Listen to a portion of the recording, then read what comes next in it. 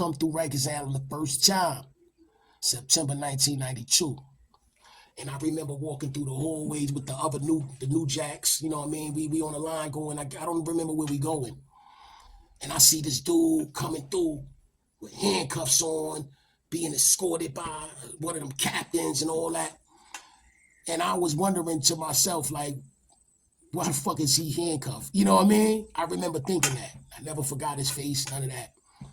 And I didn't even come to find out later that when you handcuff walking through the building, you predicate. It means you cut up a lot of shit. And back then, now they make you predicate for just having an ink pen in your pocket. But you know, back then, them handcuffs, that means you shot up a lot of shit. You know what I mean? I didn't even know what that shit was. He was the first dude that I seen that was predicate. I ain't say he was the first predicate. Of course not. But when I first came through, the first motherfucker that I seen with my own eyes walking through that hallway with handcuffs on was this individual right here. Years later, we end up crossing paths. We got cool, but by that time, I knew full well what them handcuffs mean. You know what I mean? Just like I knew full well what shackles and being shackled mean. Yeah. I knew that shit from experience. So by the time I got next to him, I already knew what it was. And we just got cool, man. Like, you know what I mean? I remember one time he pulled up in the spot. Blood dudes was on him and shit, man. And he came to the Brooklyn. He was like, nah, man. He just was on it like, nah, he just was ready to go by himself. Like, real shit. Like he came out like, let's go. He was ready. You know what I mean? I respect this brother, man. Went home to do some shit that, of all the occupations in the world, I ain't never heard of nobody going home being no karate instructor. That's different. That's one of a kind shit there, man. But this brother's a good brother, man. Real shit, man. I'm talking about none other than Shadow. He out the style. I don't know what part, but I know he from the style. And before I let him talk his walk, I'm just gonna say one thing to him. I got more shootings than you. Yo, that's just something we used to just fuck with each other about. Salute the Shadow, man. Talk your fucking walk. Shadow here, repping 52 VTK. Also representing Bed-Stuy, Brooklyn to the death. I want to give a big shout out to Talk That Walk podcast, episode number 9, brought to you by T-Bone Blast himself, the man, the myth, the legend.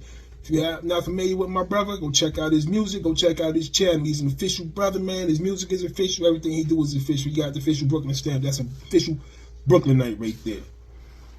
I want to give a shout out to my bros, man. The ones who was in struggle with me, man. We sweat together. We bled together, man. We suffered together in that penitentiary. Some of us out here doing the thing. Some of us never made it home, and some unfortunately went back. So first and foremost, I want to shout out my bro Woodchuck, Cripple 3030. Just got sentenced to 25, man. That's going to be a rough struggle for the brother, man. Hopefully he can get that time back, man. If you pray for him, I'd appreciate it a great deal. In addition to him, I want to shout out Big Fruit for the Big Fruit podcast. My boy Too Short, Troy, Teacher, down world famous House of Mac. You ever down in the Florida area, make sure you eat there, man. The food is amazing. Cisco, Montana. Man, it's so many brothers, man. It's so many brothers, man. Like I say, not everybody made it home, but a lot of us did. Mo Dog, the General, salute to him.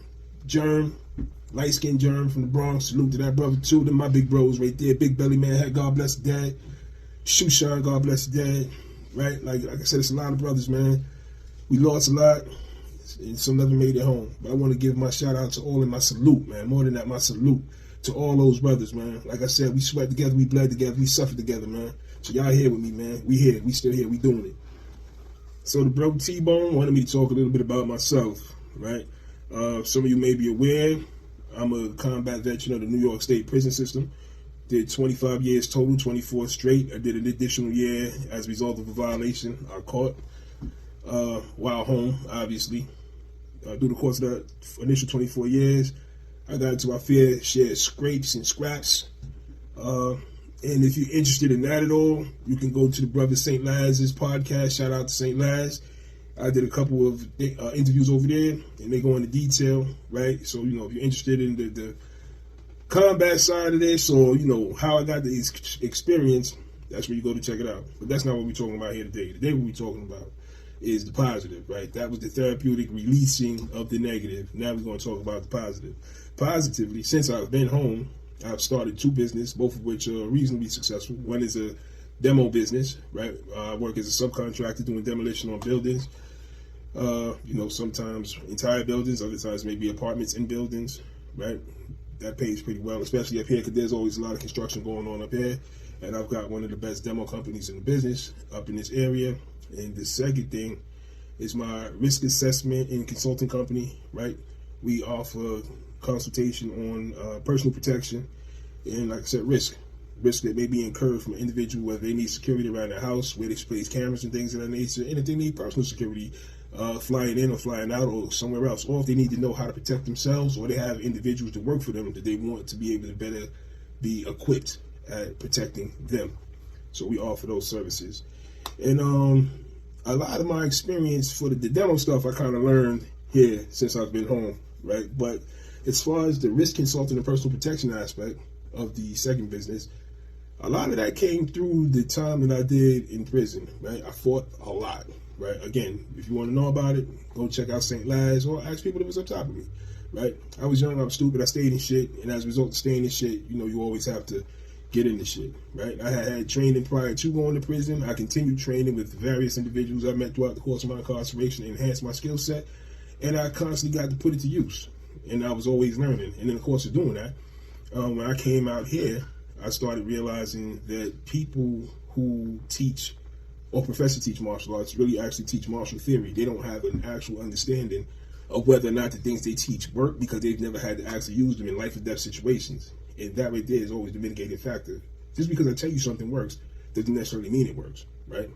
If I can't prove to you that it works, we don't know if it works. It's just a theory, right?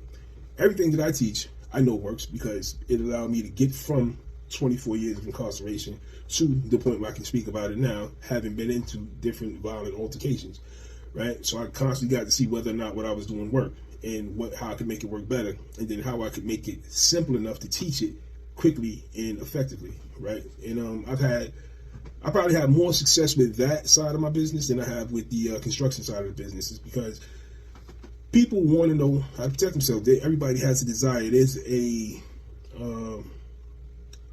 imperative, right, inside of all of us to want to be safe. We want to feel safe. We want to make ourselves safe, and we try to seek out, the smart ones among us, the best ways to do that.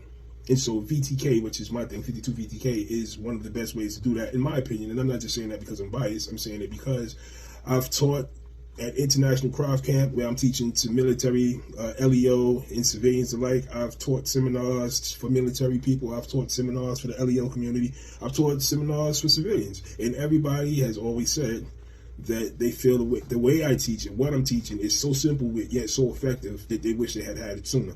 Right? So this is me taking the negative parts of my life experience and using it for a positive, right? Everybody has a right to feel safe. Everybody has a right to have the ability to make themselves safe.